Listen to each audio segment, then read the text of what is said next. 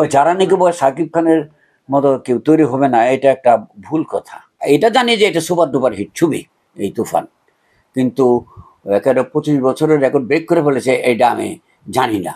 অনন্ত জলিল আমাদের দেশে অনেক বড় জায়গা নেবে আমার মনে হয়। কারণ কি, সে পরিচালকদের কথা শুনে শুনে শর্ট দেয়।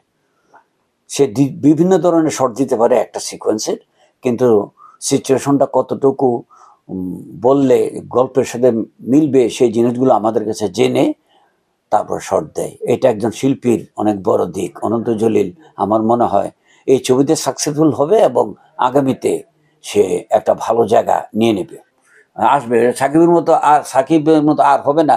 যারা বলে এটা সাকিব খানের কথা শুনে শুনে বলে বা সাকিব খানকে খুশি করতে বলে, এটা ঠিক না। সাকিব খান থেকে ভালো আর্টিস্ট যদি আমরা মানে চরিত্র আমাদের কাছে আসে, আমরা সাকিব খান থেকে ভালোভাবে করাতে পারবো বলে আমরা পরিচালকরা বিশ্বাস করি। আবার অনেকেই বলতেছে যে সাকিব খানকে ছাড়িয়ে দেবে অনন্ত জলিল, এরকম কথাও কিন্তু সাকিব খান কোন অংশে কম না অনন্ত জলিল? আমি বলি না যে একেবারে ওর মতো হয়ে গেছে, সে ওর মতো অবশ্যই হবে, অবশ্যই হবে। অনন্ত জলিল অত্যন্ত কনসেপশন রাখে শুটিং করার জন্য, মানে অভিনয় আমরা নতুন আরেকটা সুপারস্টার পাচ্ছি সাকিব খানের পরেই অনন্ত জলিল, আশা করি। এখনো তো গ্রামের আমাদের দেশের সকল মানুষরাই ওর নাম জানে, এবং অনন্ত জলিলকে চিনে না এমন দর্শক কিন্তু কম। এখন সবাই মোটামুটি ভাবে তাকে চেনে, জানে তার নাম। ওর অভিনয়টা বলতে গেলে ন্যাচারাল মনে হয় অভিনয়, খুব ওভার অ্যাক্টিং করে না, স্বাভাবিকভাবে ডায়লগগুলো বলে। স্বাভাবিকভাবে বললেই ন্যাচারাল জিনিস, মানে যেখানে যেভাবে বলার সেভাবে সে চেষ্টা করেছে, আমরাও চেষ্টা করেছি, কিন্তু ভালো বলাবার আমার দৃষ্টিতে ভালো করেছে, খুব ভালো করেছে। অনন্ত জলিল আমাদের দেশে অনেক বড় জায়গা নেবে আমার মনে হয়। কারণ কি, সে পরিচালকদের কথা শুনে শুনে শর্ট দেয়।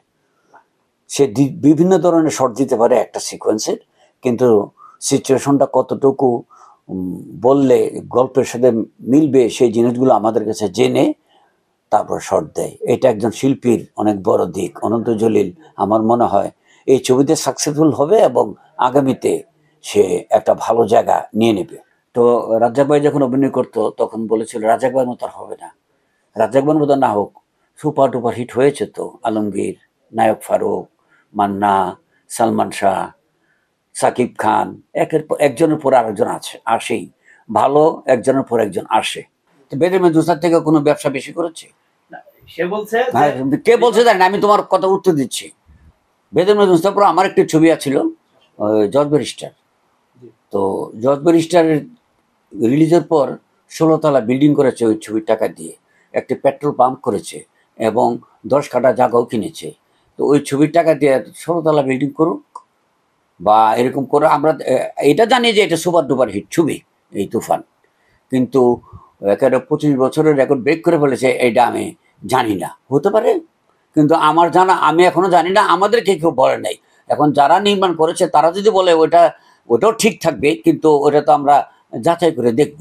যদি হয় তো ভালো, আমরা সম্মান করি। ওই পরিচালক এসে এত সুন্দর একটা ছবি করেছে, এটা তো মানে এত সোজা না। ছবিটা যেভাবে মানুষ দেখছে, মানে যে ভিড় করেছে, ছবিটা ভালো মন্দ আমি বলছি না, যেভাবে মানুষ ভিড় করে দেখছে ওটা মানুষের মুখে উঠে গেছে ছবিটার কথা। তো মুখে যদি উঠে গিয়ে থাকে তাহলে ডেফিনেটলি দেয়ার ইজ সামথিং ভালো, সেখানে নিশ্চয়ই ভালো কিছু আছে। গণমাধ্যমে নিউজ হয়েছে 10 দিনে 25 কোটি টাকা ইনকাম করছে। ওই গণমাধ্যম কে? গণমাধ্যমটা কে? অনলাইনের ওরা ব্যবসাটা ঠিক বুঝে না। না না, অনলাইনের ওরা ব্যবসার সম্বন্ধে জানে না। ওরা এত বড় এত ভিড় এত কিছু দেখে ওরা নিজে থেকে কথাটা বলেছে। ডেফিনেটলি ওর থেকে বেশিও হতে পারে যা বলছে, মানে 25 বছরের থেকে 30 বছরের থেকেও হয়তো 30 বছর রেকর্ড ব্রেক করছে, তাও হতে পারে।